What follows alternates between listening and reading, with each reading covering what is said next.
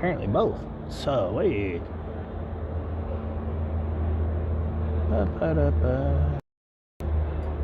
Hey everybody, what's up? Yeah, as you can tell, at the dealership. Let's get this locked in place. Let's see here. Let's get this going. And that, yeah. Didn't mean to do that one yet. Get that going too. Swing by, say hello. Let's see, fuse light stream indicator, yeah. That way I can actually see what's going on. Battery's at 93%. Oh, this is gonna feel so good. Just letting you all know.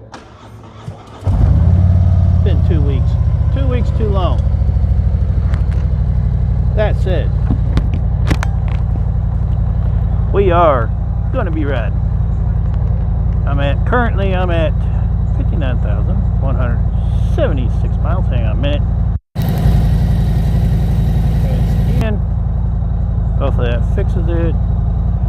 Don't hear it no more, so hopefully it's not sounding too bad. But we're at 59,176 miles currently. And, well, we'll talk about the... Ooh, I like that feel. That felt good.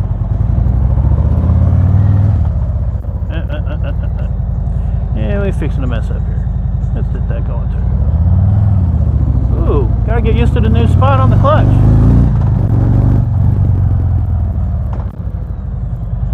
And now she got a new soft spot on the clutch, a release spot on the clutch now.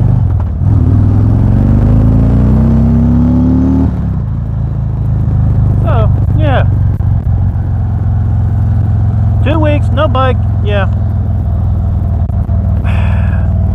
Mikey here has not been happy. I am happy now. Because now I got my bike. And we're going to make sure we hit 60K before December 31st. Oh shoot, I know what else I got to do. Stand by. I forgot to do my check-in. If it'll let me. Will it? Will it? Yes, it did. Sweet.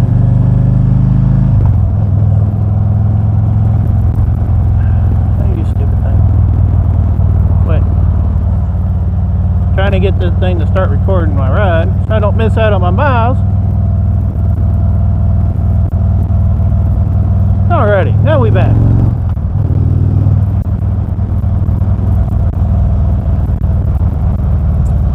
The temperature is a nice 60 something. No, it's about 70 something now. 60, upper 60, maybe 70s. Yeah. Hopefully the microphone's not being too staticky. But, so, the issue with the clutch and the bike was the clutch actuator as well as the clutch push rod assembly gasket. The rod, the actuator gasket and the rod was what was needing to be replaced on the bike. So that's the reason why I was having issues with the clutch. And so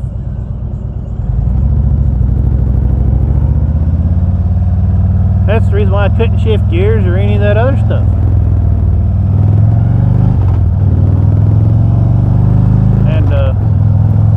So I replaced that. Got the part from, I think, Atlanta Harley Davidson, I believe is where the part came from.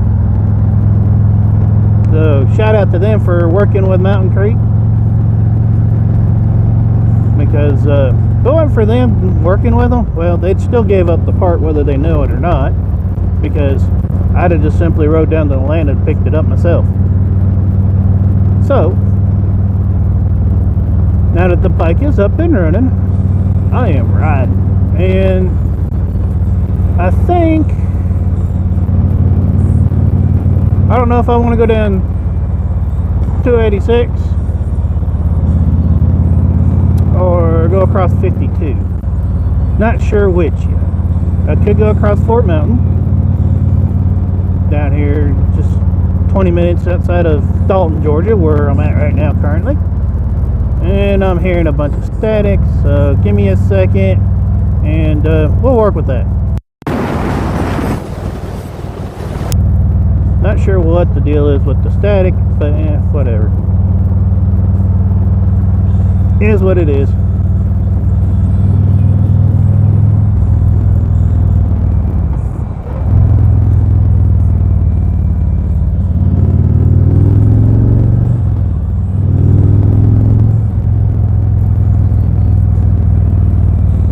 But we've been having it's been nice and sunny the last week and a half or so. Come on, people, light screen. Let's go. And ooh, I'm liking this. No more issues getting in the second gear either, like I've had in the past so far. And bike's still somewhat cold, so we'll see what happens. We'll see how this works. And hopefully it works pretty good. Drop a comment, say hello. Or not, either way. I'm not exactly sure if anybody's even watching. It might be too early in the morning. I know my daughter's she's probably still driving back to the house. So shout out to kiddo for taking her daddy, or riding with her daddy to drop him off at the dealership to pick up the bike. And waking him up early to be able to do so.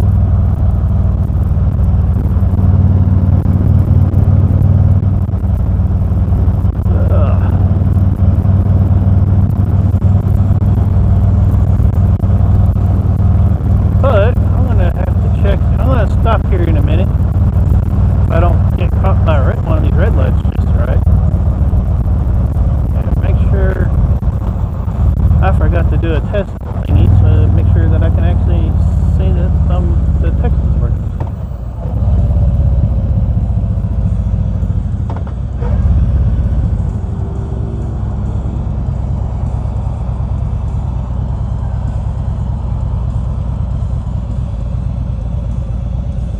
Just do that right there. Real simple, real quick, real easy. That way I can see if it's actually working. So I need to make sure I can see text. Yep, okay, we got text. Or, I got chat anyways, I should say, not so much text. Kind of hard to text while riding. Just saying.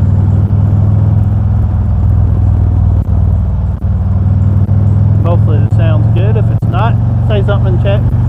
Those of y'all that are watching. And I'll try to unhook the boxer, hook it back in, get the chat, get the microphone. Quit being so static. Hey, how's it going, Evil? Yes, the bike is fixed. They replaced the clutch push rod assembly and the actuator gasket, the clutch actuator gasket is what was wrong. That's the reason why I couldn't shift gears and why it wouldn't even come out at first. So hopefully we fixing to give it a test run and run about 300-400 miles today. So I'll be live for a little while. I hope you've been doing alright. Hopefully the microphone's sounding alright too. Oh, I do miss being on the bike, I will say that. It's been an anxiety issue the last 2 weeks.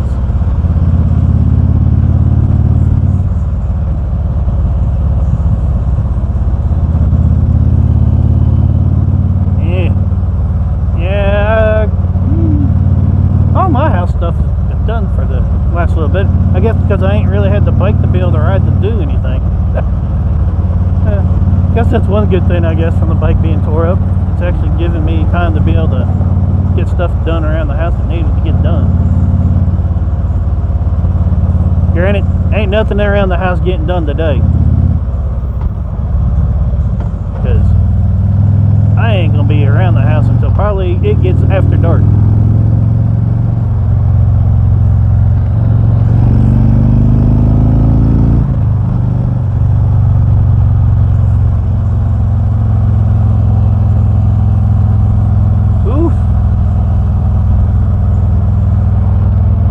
Splitting it by hand, or you got one of them log splitters?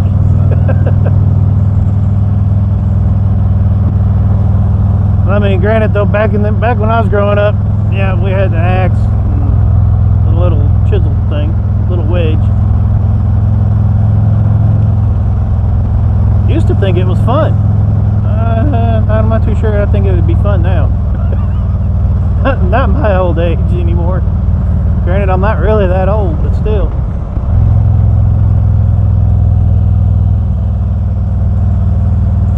Definitely be careful though splitting that stuff. Most people don't realize that can be a dangerous thing.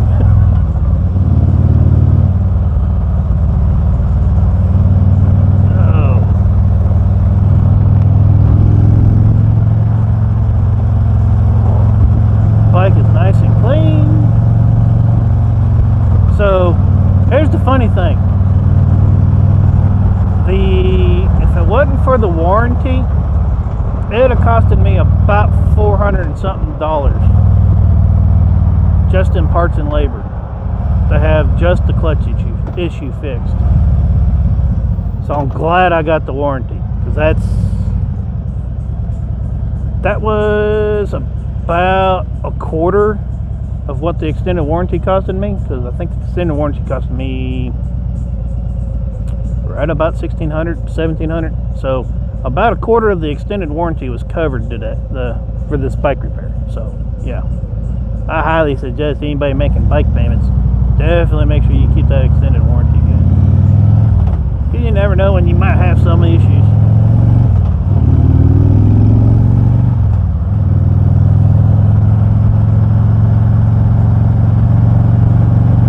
Because of the warranty, all it added was an extra $50 to the 60K maintenance that I had done while they had the bike. So I guess it was kind of sort of a good thing that it happened when it did, because I mean it's a few hundred miles shy of 60K, which is when I was gonna bring it in, but hopefully I'll knock about half of that out today. I just realized I'm going the wrong way if I want to go to help. Well, no, I'll go the other way. I can still get down to Devil's, Southern Devil. Devils. Can't even think straight today.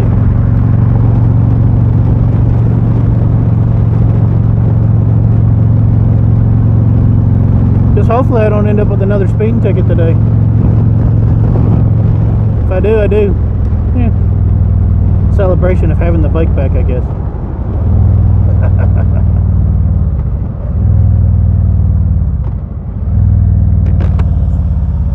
Oh. Well, hopefully, everybody else that's been wanting to ride is able to get out and get riding.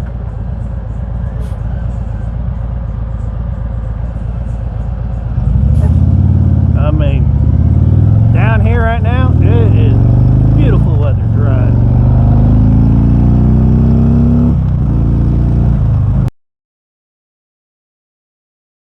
Temperature is right now currently 74.3 degrees according to the bike.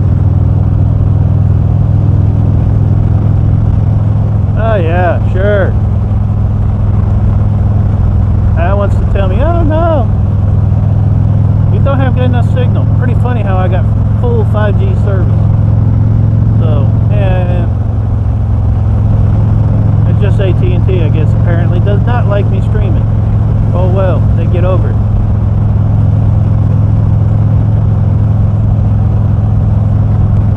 But I think what we'll do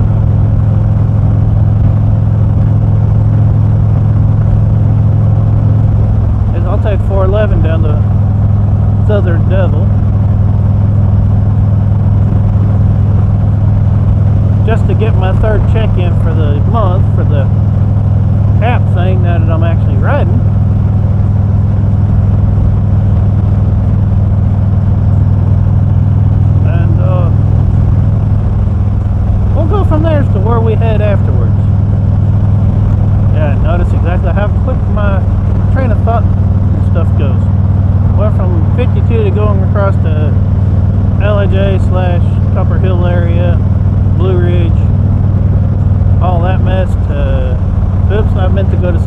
first. So take a slight detour. We may come back up 411 and then cut across one of the mountains.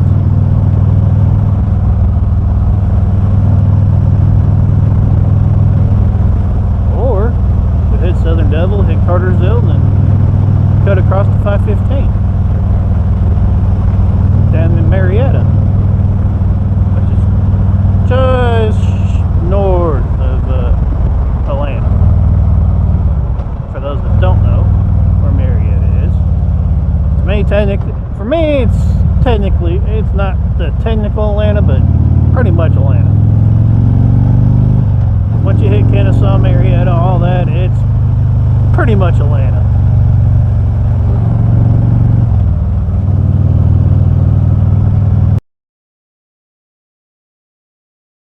Anybody watching, say hello. Welcome.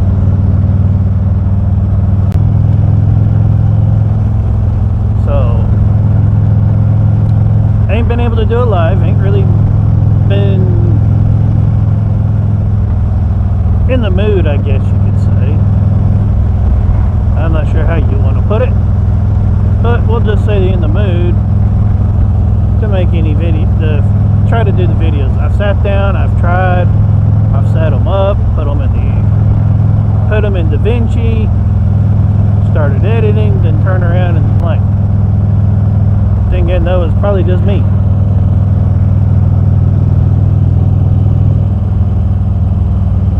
Yeah, it's AT&T evil. That's what sucks about it. Even though I've called them and they've told me that I shouldn't be having issues and they shouldn't be throttling me back any, but for some reason or another, when I do lives, or not even really lives, when I'm trying to do just even do videos, watch videos, whatever, AT&T, the communists that they are, keeps throttling my service back. So when it does the little freezing up, that's what it is. It's AT&T. It's not the phone. It's not the cell service. It's actually the cell phone company. So yeah, I've been tempted the idea of possibly looking for a new cell phone service provider if it keeps on once my 2-year thing for the phone is paid for, because I'm about getting tired of it. So I may do like one of those Walmart things or something, given that AT&T wants to keep throttling me back when they're not supposed to be, according to the rep that I talked to. I may very well just cancel my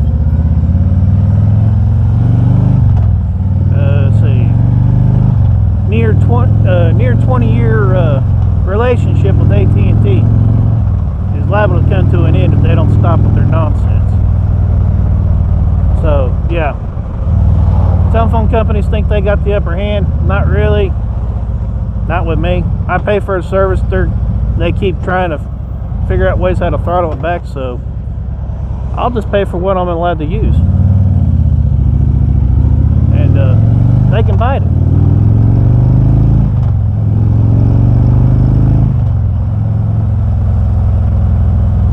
Right now I'm on 52, cutting over to 411, and then I'll drop down and hit 411 south, just outside of Chatsworth, and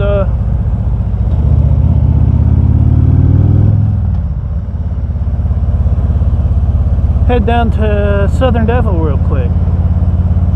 I did do a short little TikTok though, real quick, a little 1-minute video while I was at the dealership showing the current inventory at Mountain Creek, because well, they take care of me, I try to help take care of them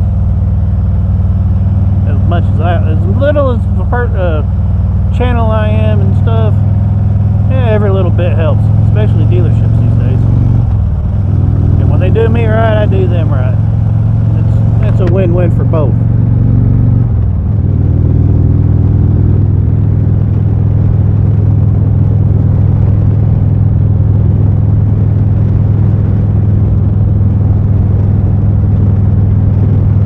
Boy, golf course, ugh. Usually it's green, it's not brown. It's a tad bit brown today. But I used to go this way to and from work. So just imagine, I'm about an hour and a half right now from work. And I still ain't where I used to live at. The house that I used to live at while I was married is still 30 minutes away from this point. South. So yeah, I used to drive 2 hours to and from work each way, on top of working 12 hours a day.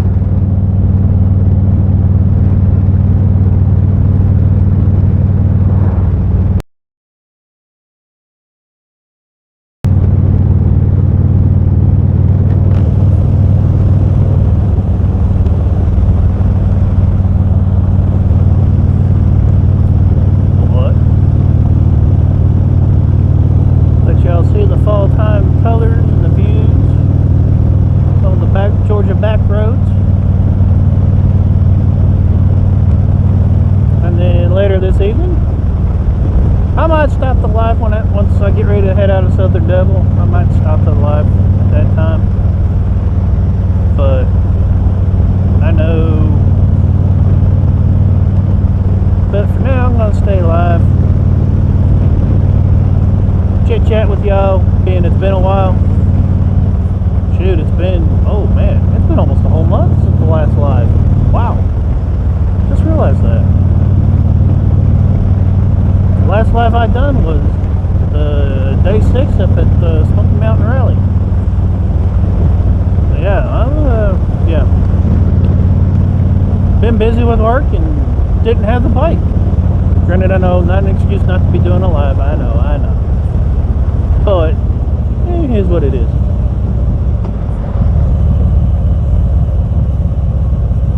Oh wow, really?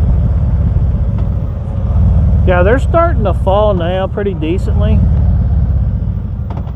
but there's still quite a bit of them still up though too at the same time.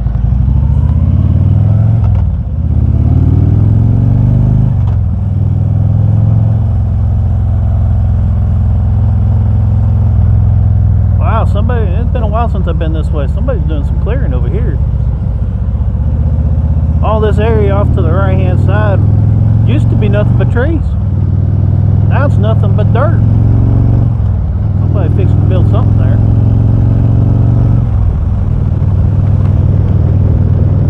It's amazing how areas will change, even in rural areas, in a matter of probably about 7-8 months. That's the last time I've been down through here.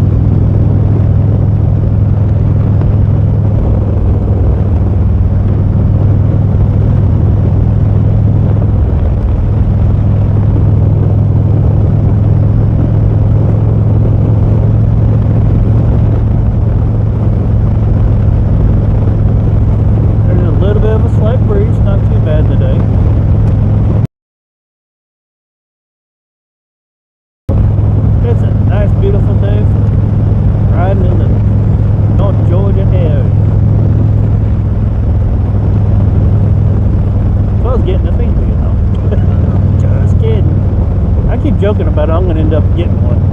I guarantee you. That's what's going to happen today. I'll keep messing around joking about getting a speeding ticket and I'll end up getting one. Wait and watch. Hopefully it don't happen while I'm live, because I know how my mom and my cousins and my aunt, all of them will start giving me hell over it. Like they did when me and my cousin got stopped in Gettysburg, South Dakota, when we was riding through there, because well, they didn't have anything else open. They didn't have the reservation open for us to go across, because that was back in 2020 during all the Roni. So we ended up going through that town. Not even a green light, not even a single green light in that town. Just so happened to be, we get busted by Mr. Popo. Me and him both.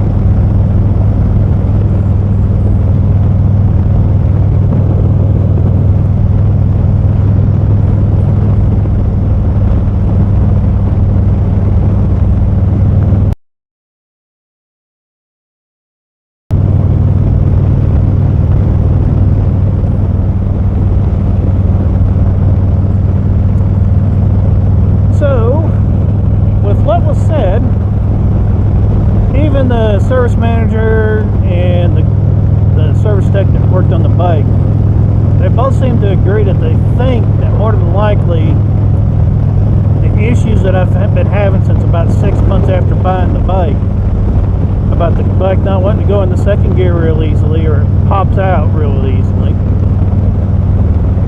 or it decides when I'm on it a little bit, it decides to slip out and go into neutral. That because the clutch and everything looked fine. They said the gears, everything looked fine.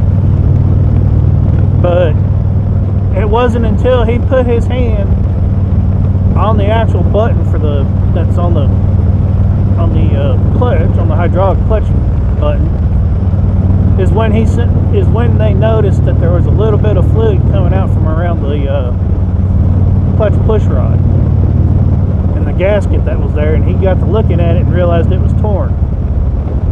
And that's where they seem to think and agree with me that more than likely is what the issue has been this entire time. That it ain't been the clutch or any of that stuff, it's been that push rod and that gasket. So if you've got a bike,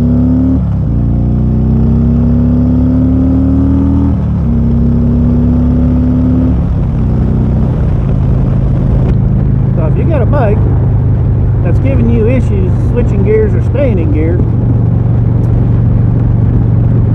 might want to have them look at the gasket for the push rod, for the clutch push rod, because that seems to be what the issue was. And then they noticed a few spurs on the push rod itself, so they went ahead and replaced it too. But now that that's done with, whoo, yeah, bike running good.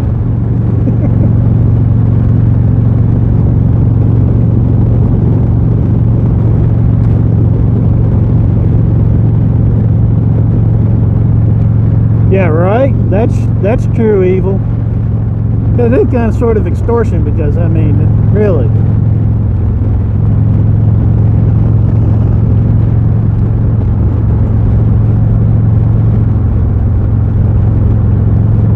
But might as well just stop and get and stop and try to, hopefully, if nothing else, might get a warning. But yeah, it sucks, but it beats trying to, I'll outrun them. Yeah, you probably can, but if he's got the radio going and there's another cop somewhere close enough that you're heading to that you don't know about, he gets a hold of them, you make the wrong turn, that's it. Besides that, why risk your life? I mean, heck, we already deal with enough idiots as it is on the road. Ain't no sense in trying to help increase the chances. Granted, I don't like having to stop no more than anybody else does when it comes to getting a ticket.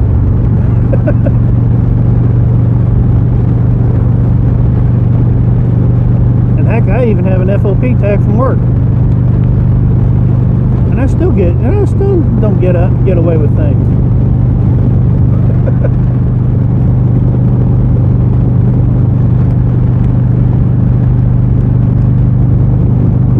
But we are currently on Highway 411 South, heading to Cartersville, Georgia. And Southern Devil Harley-Davidson is off the 411 exit in Cartersville. If you're coming down 75, you'll get off at the 411 exit. And it's right there, right off the interstate.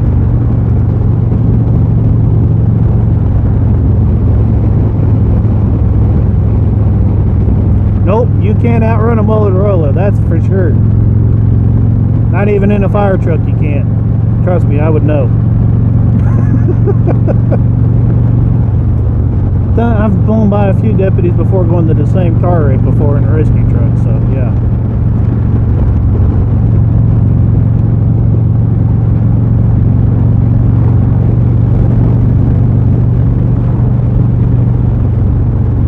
So you might as well just take the beating, as we may seem.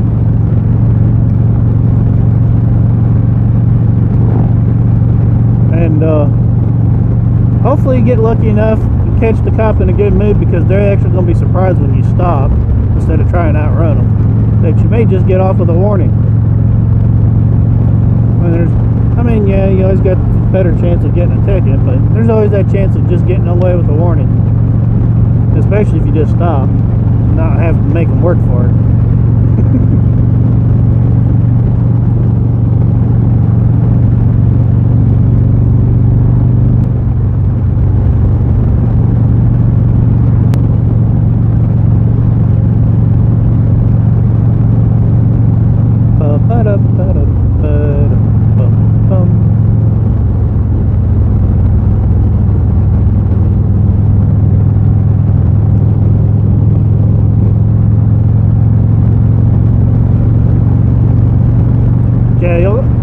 Going down 411 into Cartersville, I'll go through a couple small towns, and I'm trying to remember the name of one of them. And I know there's one that's got a couple of police cars, a couple of cops that run it, and they do get a little picky at times.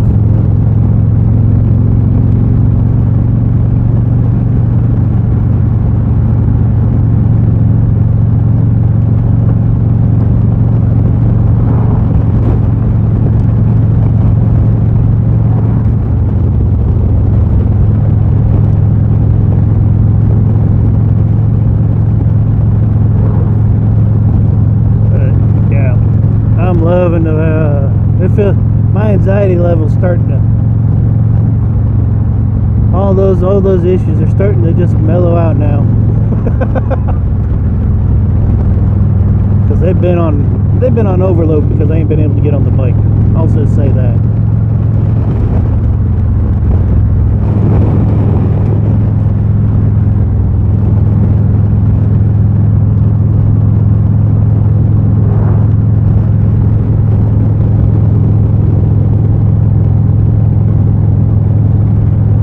Noggin's supposed to be on unfiltered tonight? Cool.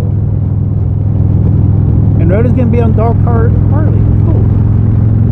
Yeah, I've been busy with work. I've been doing an outage, so I haven't been able to get online to watch anything late in the last few days. Been busy because they're doing an outage at work, so instead of typically having about 100 or so people on site during the normal nights, there's probably, I think they said the other night we had 1,300 people inside of a 1 square mile area. So yeah, a bit of a sardine can. So they've been so I've been a little bit busier than normal at work. I haven't really had a whole lot of time to just sit around and wait on someone to show up and have to use our hole punchers. Granted, there was an issue in South Carolina that hit the news. And I'm kind of surprised they didn't use the hole punchers there. At least that guy's lucky enough he was there, not at our place. If he had been at our place, yeah, that car would have had a few more holes in it. Guarantee you.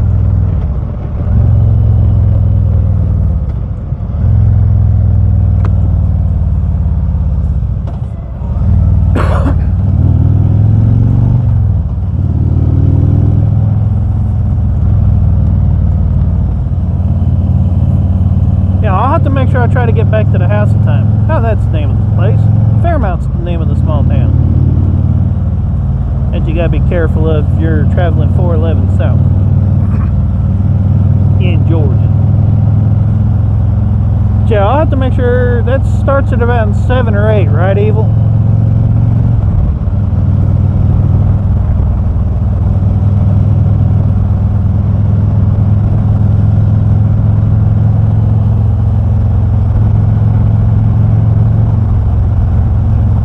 Sometimes my mind doesn't exactly work right sometimes.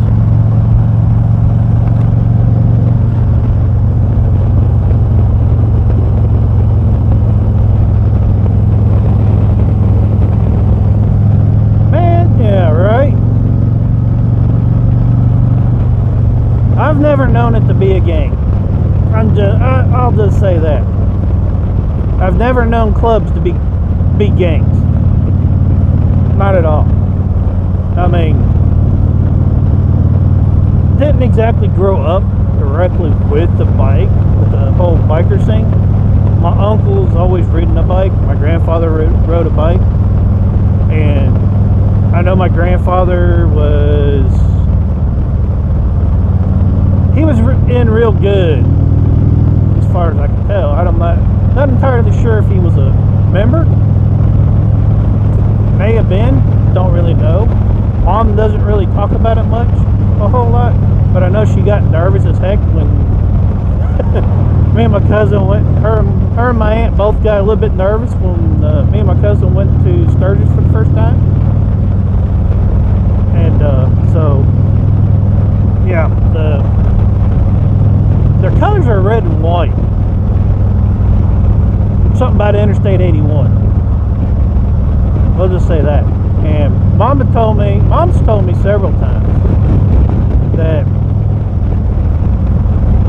when she was growing up, when they lived out in California, she'd grow up, and of course, her being a teenager, she'd go out, run the street, run around with all of her friends and stuff, that if Grandma and Grandpa wanted her back home, they couldn't find her, well, club members would come find her and take her back home.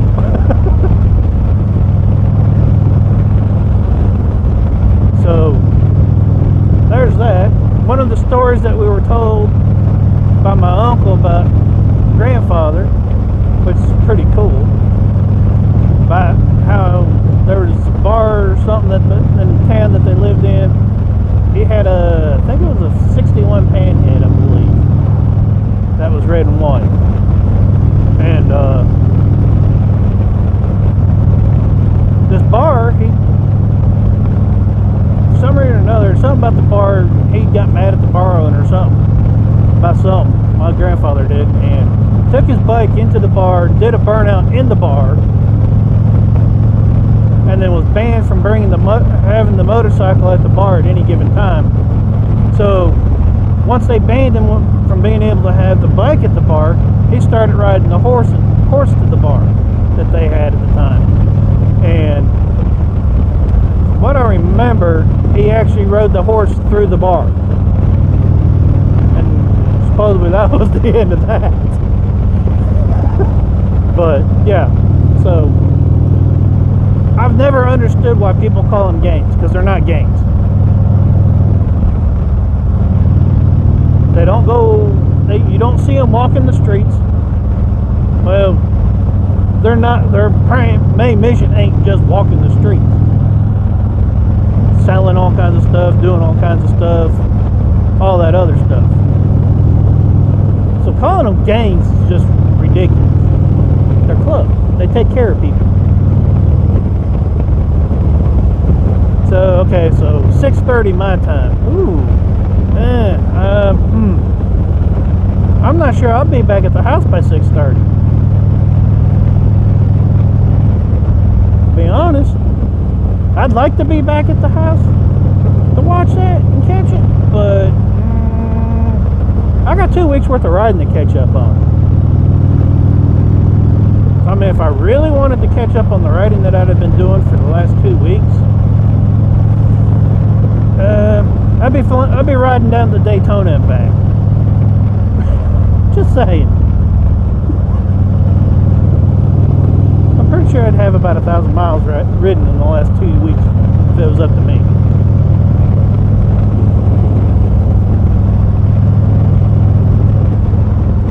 But back to the story about my uncle and stuff, about how come I think there are more clubs than gangs. Uncle's always talked about the clubs, never the gang. The one time that I said something, I mentioned the word gang, and he just kind of looked at me funny. He goes, "No, they're clubs." He goes, "You talking about motorcycle club?" I was like, No. I was actually talking about a couple of gangs. I mean, growing up, I grew up, most of my years growing up was California, Texas, Michigan. Were the 3 main ones that I grew up in. I did, my very first younger years were done in Arizona, but I don't really remember Arizona. I remember California, Texas, and Michigan.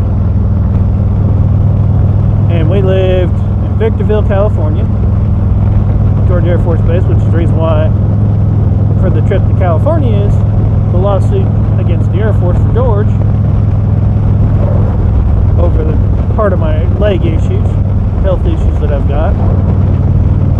So, and for those that don't know, Victorville's about an hour maybe from LA. Mom had friends that she knew that lived in Pasadena. So all the time, there was quite often I was around the major cities. Then when we lived in Texas, when Dad got assigned to Brooks in San Antonio, naturally lived in the city. One of the rougher cities to grow up in the 80s. I mean, you didn't have just the gangs, you also had the cartel to worry about down there. And then I finished off my growing up in Michigan, in UP, close to Grandma, because Grandma lived in Standish. We lived in the base was outside of Marquette, Michigan, which is up in UP. So yeah, used to snow and everything else, and I loved it.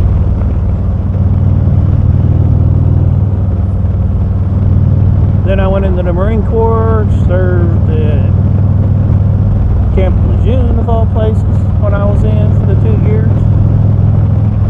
Was at Pendleton for a little bit for MCT, combat training. Went to Lejeune for engineer school. And then I was medically discharged over my knees, over the injury that I sustained from my knees from boot camp. Never got better, so ended up getting discharged from it over my knees. And then I did volunteer firefighting for close to 24 years. I can't do it right now because my knees and legs are so bad right now. I can't really do much, which sucks. I miss it. I miss being on the fire truck. It's being in a burning building, to be honest.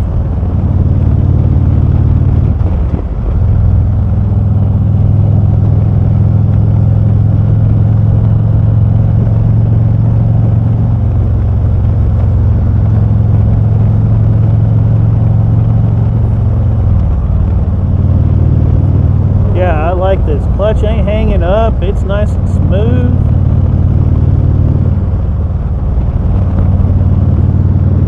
Totally loving the work that was done.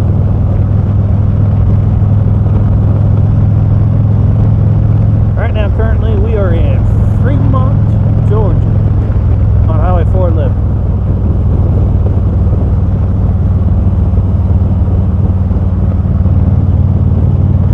Yeah, the problem with those lawsuits, which sucks, and it kind of ticks me off, is they're only looking at certain pre-existing health conditions. If you've got them, they'll definitely want you, and they're looking for the easy free money.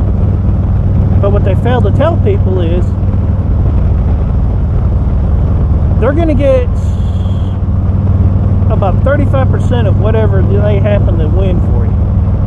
So almost half the money that they get, because it's federal, they're bound. They can only go to a certain extent. They can only get so much.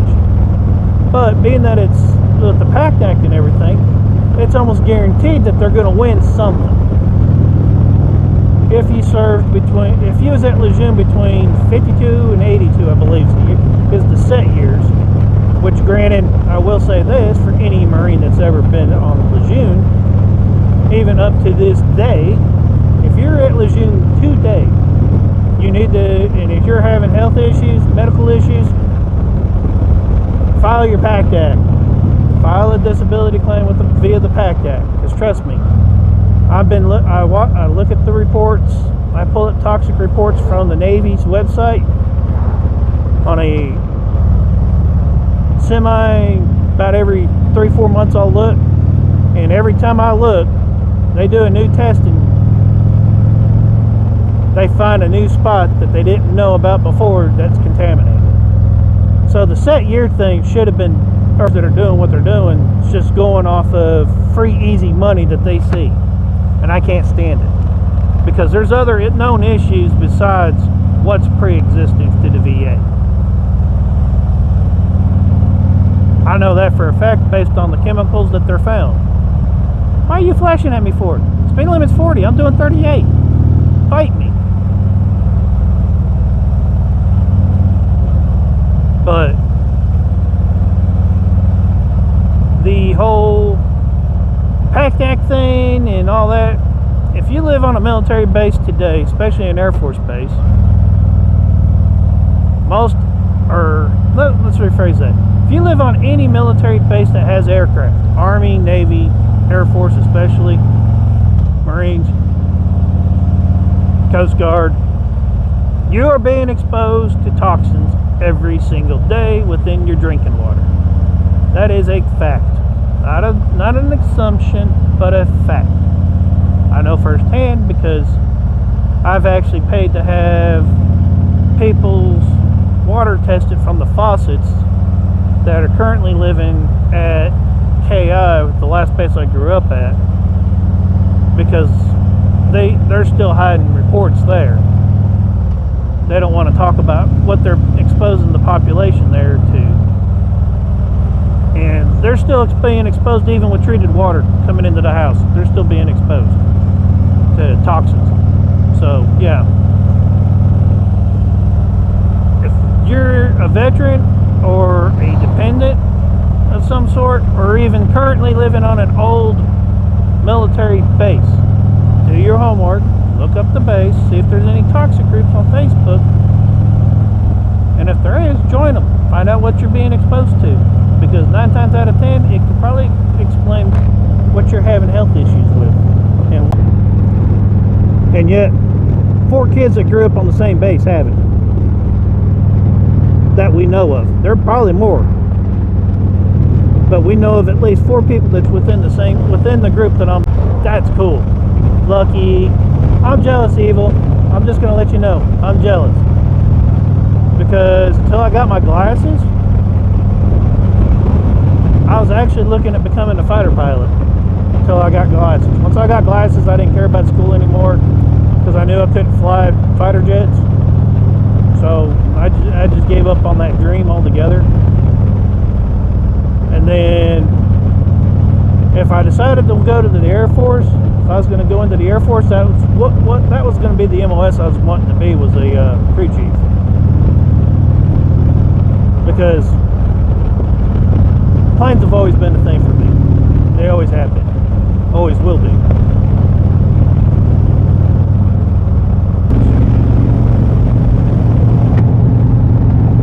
J75 engine's got a nice, sweet sound to it.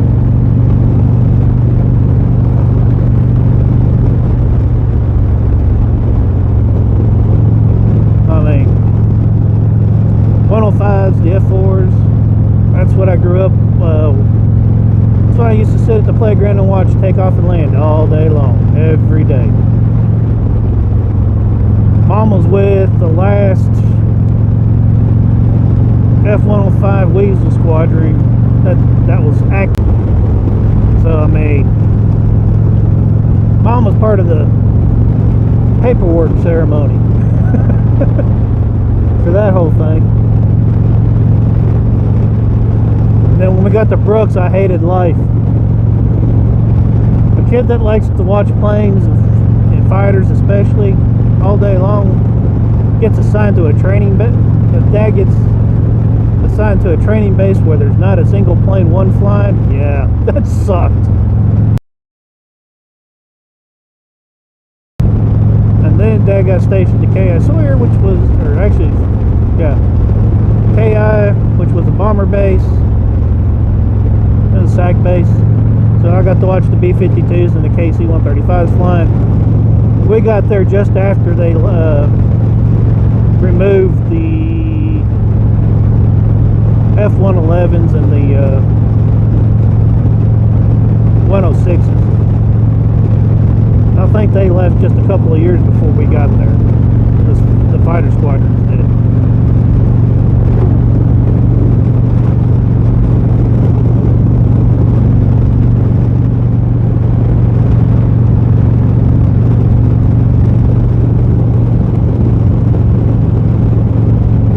But yeah, you definitely had your hands And a bunch of junk though, even, that's for sure.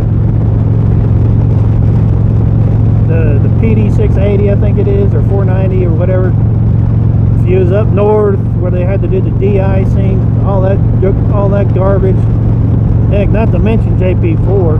Oof.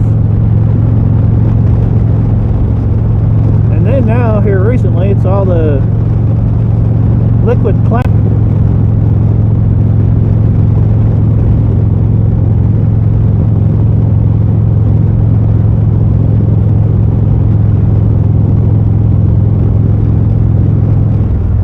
Oh, indeed.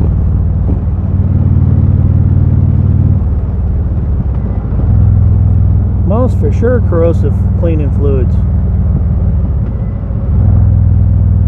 And a lot of them are toxic as heck too.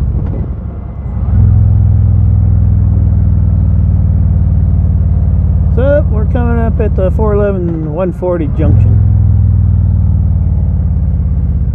just outside of Adairsville.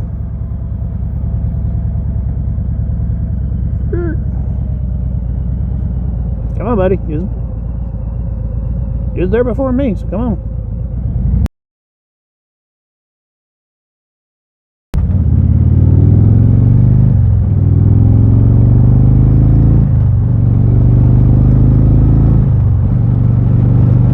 But I do know this, I'll have to stop and get gas here before too long.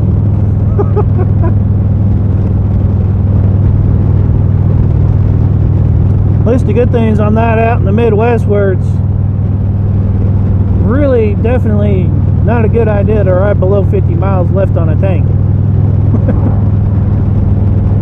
Around here it's not that bad.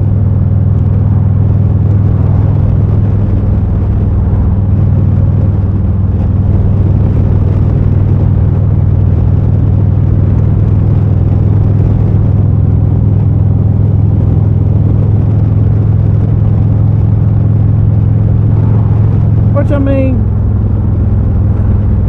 I didn't like the whole idea. The thing about the thing with me when it comes to the exposures and stuff is the fact that they kept it hidden, and they try to deny it, and they go out of their way to deny, no, there was nothing there, knowing dang good and well that there was, and then finding out, oh, they held this research study, they were doing this, they were doing that, and it's like, what the hell? No wonder why they didn't say nothing to nobody. We were nothing but human guinea pigs for them, because they would run secret research and stuff through the military hospitals, watching certain bases, watching certain medical reports for medical issues, and not say nothing to any. Yeah, I know. When we signed the contract to join the military, we're nothing but a piece of paper and a contract. We're not people to them. Totally understand that part, but at the same time though,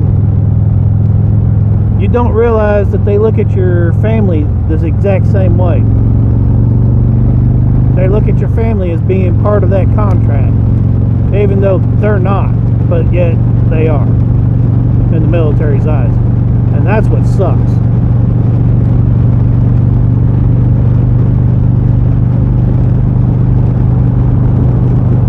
That they think just because the service member signed the contract that their family's right there with them, and it's included in that contract. Last time I remember, the military didn't issue me a family. I got that on my own.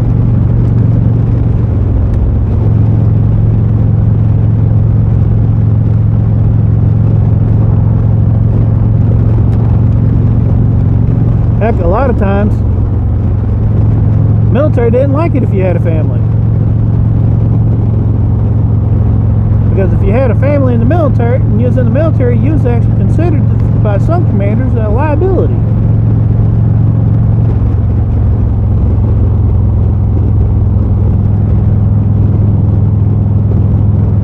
Yep, that we did. That's the reason why I have to go through the VA for all my knee injury stuff, my back, anxiety, all that mess from all the exposure that I had when I was serving. but the phantom or the erythromyalgia that's in my legs was actually caused by the Agent Orange, pink, and green, and purple that was sprayed at the one base growing up. Not to mention the fact of thousands and thousands and thousands of gallons of JP4 in the water that we drink every day. So, I mean, between the two, growing up, I didn't have a chance.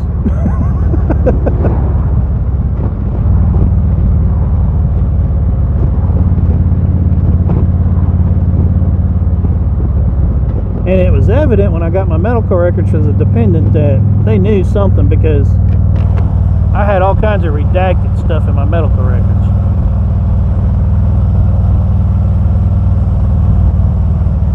But the funny thing was, is I noticed the pattern after realizing that there was toxins and stuff. I looked at the patterns. Every 6 months, almost to the letter, I would run extremely high temperatures. And then I found out that, well, they sprayed the Agent Orange and stuff every 6 months.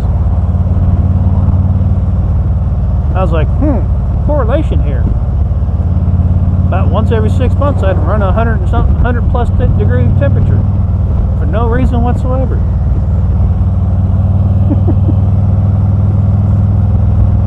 I was like, there's the proof. Because it was hilarious, because my medical records, it would show the temperature, the symptoms, who was seeing me, and then after that it was redacted. And it was like, what the heck? All the mom's stuff still sitting there perfectly cleared to be read. Because I was mom's dependent at the time. She wasn't married, so at the time, my stepdad, or my dad, her and him weren't married at the time. So all her stuff was still there. You would think that would be what would be redacted, but nope. I don't know what was redacted. But evidently there was several lines of stuff that was redacted underneath things. Underneath my symptoms, so yeah. I didn't tell nobody. And when they did, it was nothing major. It was nothing to be concerned about. It was just barely over the legal limits. There's just something that they had to do to notify people because it was over the limits just slightly. But it was nothing to be worried about. They didn't sit there and tell people there was thousands and thousands of gallons of jet fuel in the drinking water. That you was basically taking a shower in jet fuel. Or soaking in a tub of jet fuel.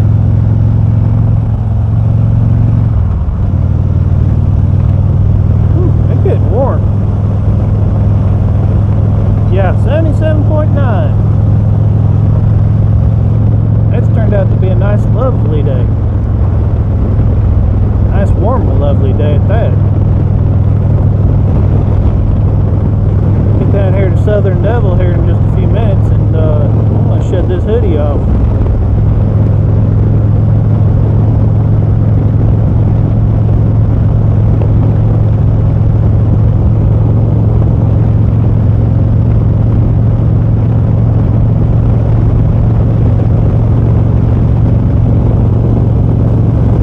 Appreciate you watching, though, Evil. It's always nice to have somebody watching to chat with when doing a live. Even if you ain't watching the entire time, fine by me. Just saying hello every once in a while. Chit-chatting every little bit.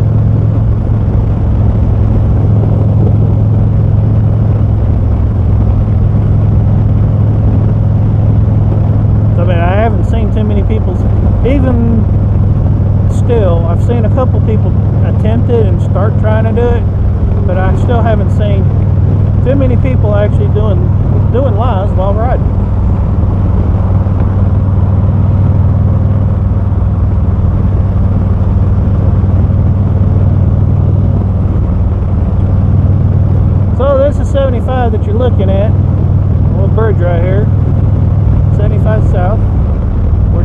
outside of Cartersville, or actually just inside. I don't know which way you want to look at it. Because technically we're not in Cartersville yet, within the city limits.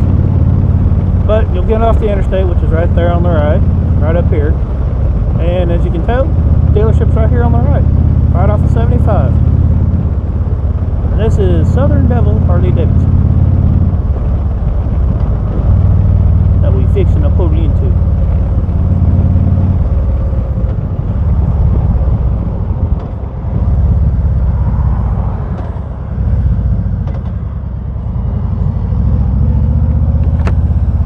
This is actually where I took my riding class.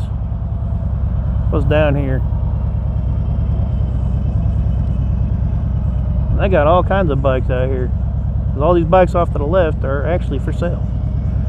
They actually put them out front for people to look at. But anyhow, flip this camera around real quick. Flip it to the front. So, hello everybody. Yeah, got my Deadwood shirt up, hoodie on. And it's getting too hot for it. So we're gonna take it off. Yeah, I'm actually sporting a Deadwood shirt too, come to think of it. But anyhow, alright, headphone got yanked. So we're gonna take the helmet off here in just a second. And we're gonna go inside Southern Devil Harley Davidson. And I'm gonna go ahead and end the stream. Tell everybody, hope everybody has a great day. Stay safe out there. Hopefully everybody's out riding that wants to ride. Seems to be quite a few people pulling in right now. One guy out of the CVO, a Yamaha, and an Indian. So yeah. Anyways, see y'all on the next one. May try to go live again here later on when I get closer to Blue Ridge and stuff. Maybe give the phone a little bit of a break. So anyhow, I'll catch y'all later. Y'all stay safe, keep riding, and I'll catch y'all later on. Till then, take care everybody.